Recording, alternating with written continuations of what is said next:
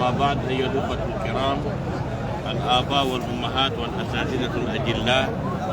أيها المشايخ الحضور الكريم أحييكم جميعا بتحية أخ المسلم لأخيه المسلم قائلا لكم السلام عليكم ورحمة الله تعالى وبركاته. أراي مسيبة جلبة تدوبة نين رابعان باب رابعان إكرمكم بأن كوهو بتدوبة باون يتولين الله سبحانه وتعالى أو تقول أين وديهم بآدم nemin ɗo en ɗiɗo nemaji mawɗi har sikkuɗo en wongol en julɓe nema ɓurɗo mawnude mo Allah subhanahu wa taala moƴƴorto jiyangel ngel e hoore ndiɗo leydi. haray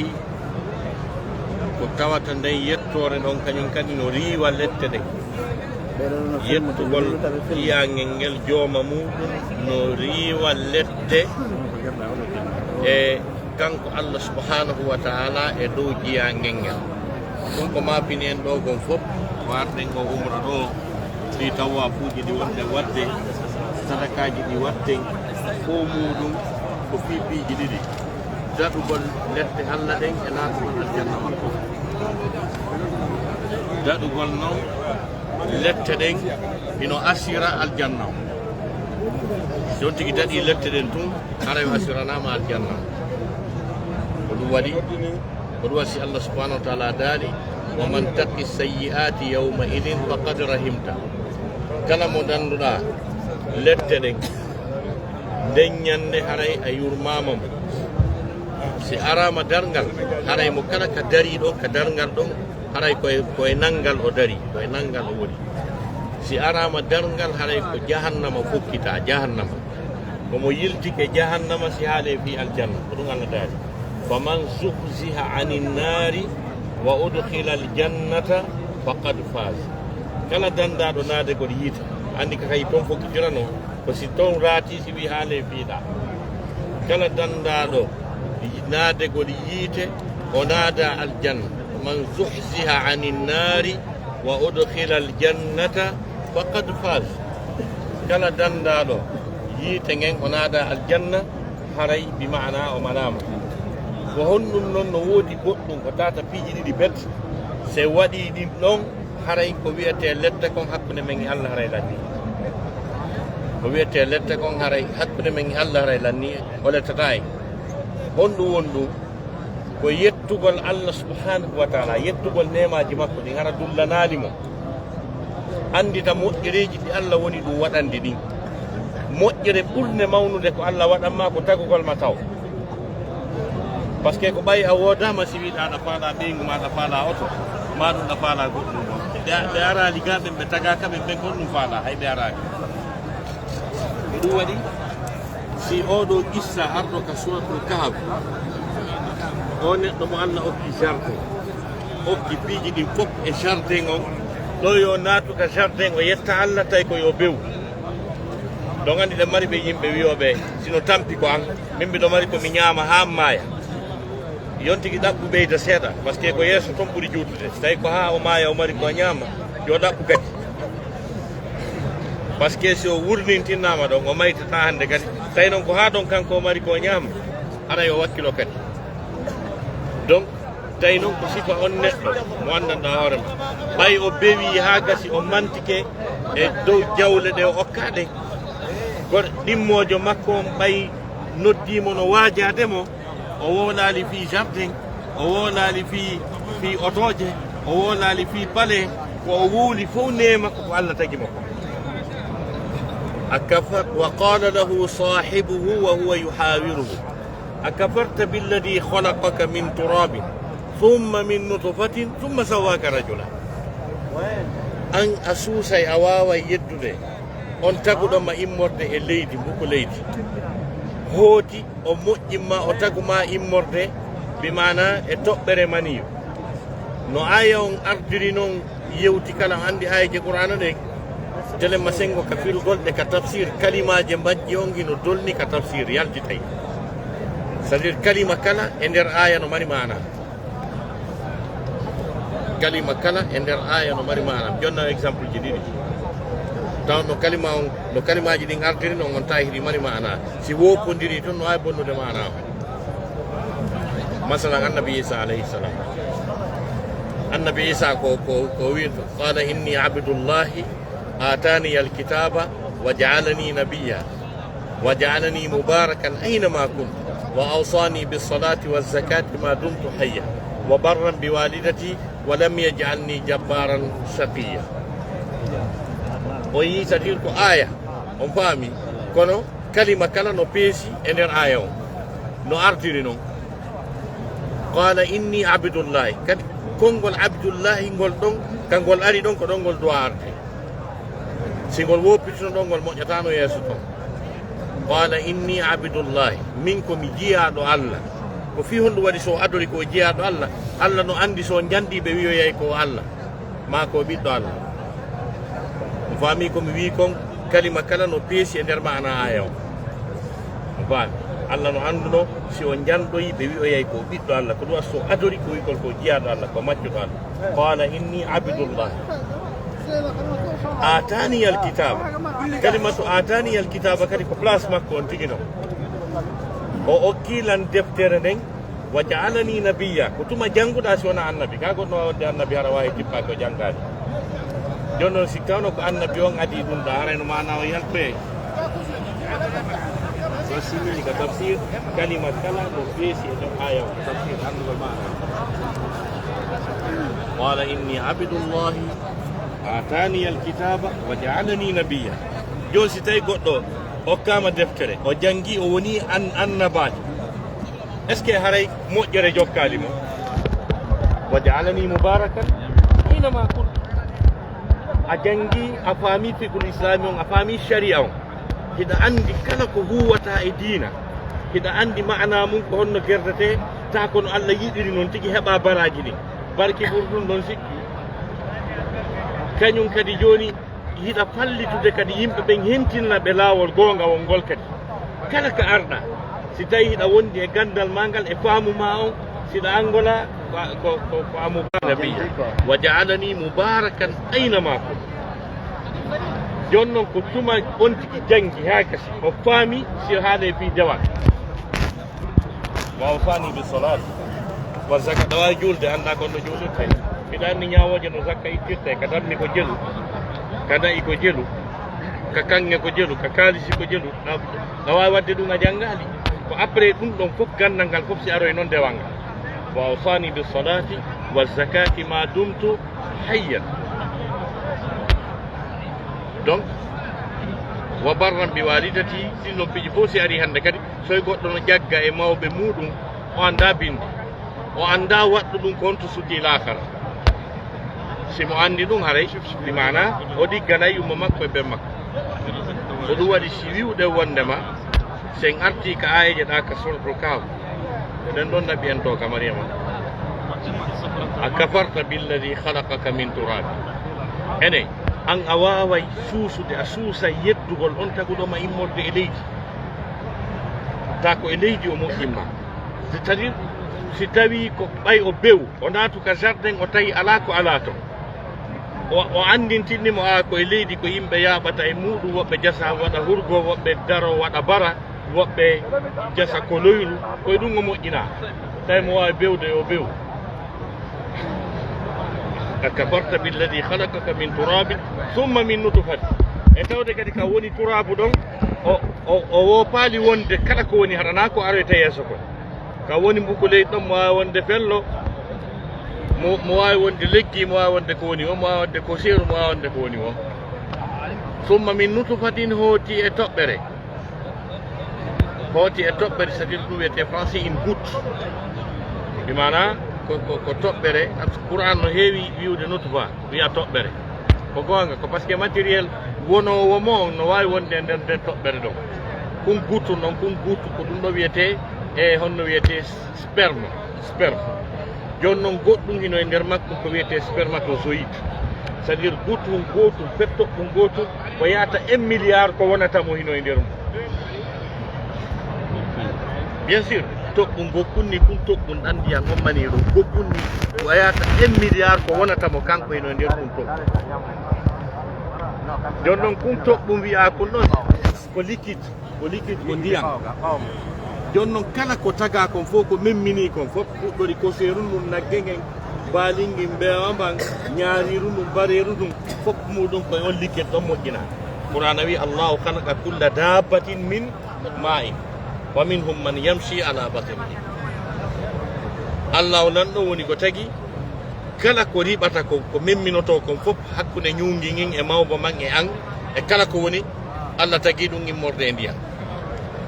fa minhum man yamshi ala batnihi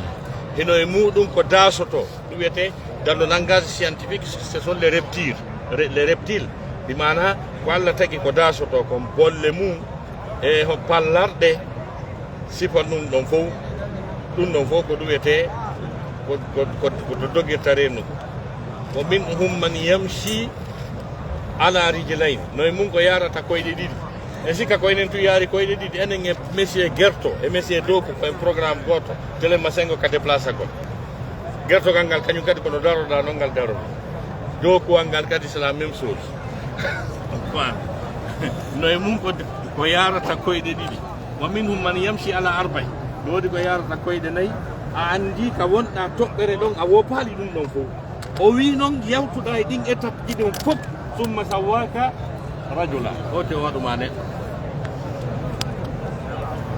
waɗuma neɗɗo donc ko tawi kon tun allah subhanahu wa ta'ala ko tawi kon tun o tagi en o waɗi en ɓiɓɓe adama ɗum tun yoni ko yettiremmo nafere noon e ko lutti ko joni noon si tawi e yetti nemaji makko ɗin en dullanalimo ko ɗum woni toɓɓere allah nan nden ko riwirta lette ɗen e jungo men ɗin mum ɗum ko sen hoolikemo en gonɗinimo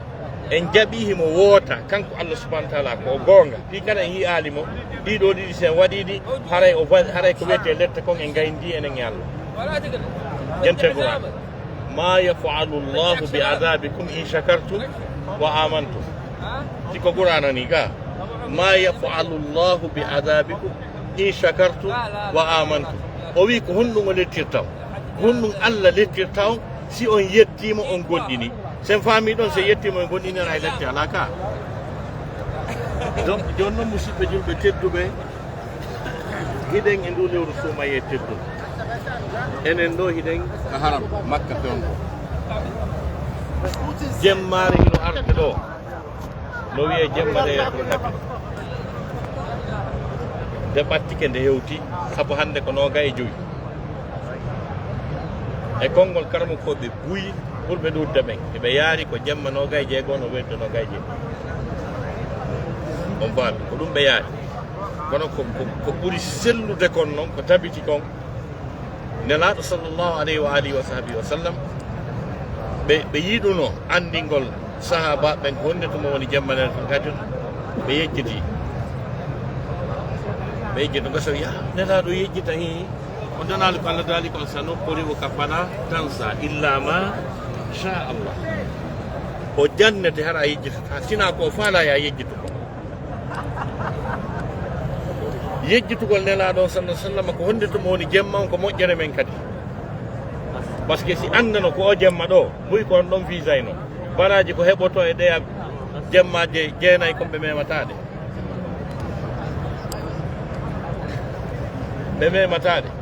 e tawde kadi jemma on ko jemma gundojo ko jemma suuɗiɗo par ce que géographiquement parlant mo metti déterminude par ce que adnallah on fof jogaki no même jour ñallal gotal ko adnallah on fof woni jogaki ñallal gotal noon adnallah on fof jogaki jemma goto so tawi o jemma hande ɗo ko jemma laylatul qadri e pays ji go e nder adna on haray hande arali sakko wona jemma haray ɓen ɗon gonno haray ɓen ɗon ko honno kamɓe kadi ko ɗum so yeyi ka defte ñane on tawi ko karama koɓe woodi fi jemma laylatul qadri kono no hurɓini ha fejjiti fof mum yo arte to no woodi goɓɓe e maɓɓe wiɓe laylatul qadri ko hitande nden fof waami donc ko woni noon e ko ɓuri sellude en arta e hadis on ko nela sasamaki kon ɗaɓɓite jemma laylatul qadri on e jemmaji sappo sakkitiɗe ɗen fuujude ɗen ko ɗum waɗi si cheikh ibnu usaymin o wi kanko wo kala rewɗo allah subahanahu wa taala e nder jemmaji ɗen sappo ɗe fof hara o mankinani jemma goto dewal o wi ara o heeɓi jemma ɗen fof kadi ibnu usaymin ko ɗon o yahani on faami donc ko ɗum waɗi musidɓe julɓe tedduɓe on jemma noon imo arde ko jemma tedduɗo jemma deftere mum ɗo gundoji ɓurɗi mawnude ko par ce que gundoji nde ɗo tagore nde wonɗo yiide ko soomi koye nder on jemma ɗo koye nder on jemma ɗo woni ko gundoji jani ɗin soomi c'est à dire koye nder on jemma ɗon Allah waɗata ko wiyete kon no plan d'action annuel kala programme ji adna Allah on ɗi fof majjita torinoɓe fi ɓiɓɓe tori fi laamu mo fi kala programme ji ɗi fof koye on jamma murando régulate Allah dali fiha yufrahu kullu amrin hakim fiha ay fi hadhihi al-layla alhaw ta'udu ila al-layla yufrahu kullu amrin hakim koye nder on jamma ɗo woni ko ñeññete régulé décidé dossier ji ɗin traité ɗi walline dendanagal programme ji ɗin fof koye nder on jamma ɗon on situation watta on situation watte ha gasa malaika ɓen arda e dossier ji ɗin dossier ji ɗin kañum e ko traité ko traita kon fof malaika ɓen arda e muɗum fof muɗum Allah dal tanazzalu l malaikatu warruhu fiha bi isni rabbihim min kulli amr joni noon ko honɗum waɗi si jemma woni jemma gundojo ko on jemma ɗon Allah lan ɗon dartata révisata lawhil mahfuz on lawhil mahfuz on Allah lan ɗon o darta mo mo daramo chaque année on jemma ɗon o daara o traita piiji ɗin o régulate Allah daari yamhu llahu ma yasha'u wa yusbit wa indahu ummul kitab ɓay himo moƴƴi mo yahji yurmede nde mo ƴetta ɗin décision ji jani kanko haray mo addi yurmede makko ɗen hino huuɓiti facilement neɗɗo no heɓa aljanna on programme ɗon so wersindaki par ce que patron o yurmede no yaaji himo welti mo faalaɓe waccana mo faalaɓe wama adraka ma laylatul qadr c'est à dire teddugol lewru suumaye ndun ko saabu qur'anare nden ndaare kono nde ardiri wo mburani ɗum teddirta ndu lewru ndu wonto yiide ko jonni ndu valeur ko ɓay qur'an kippinama e mayru so daali chahru ramadan allazi unzila fihi l qur'an lewru suumaye ndu qur'ana tippina e mum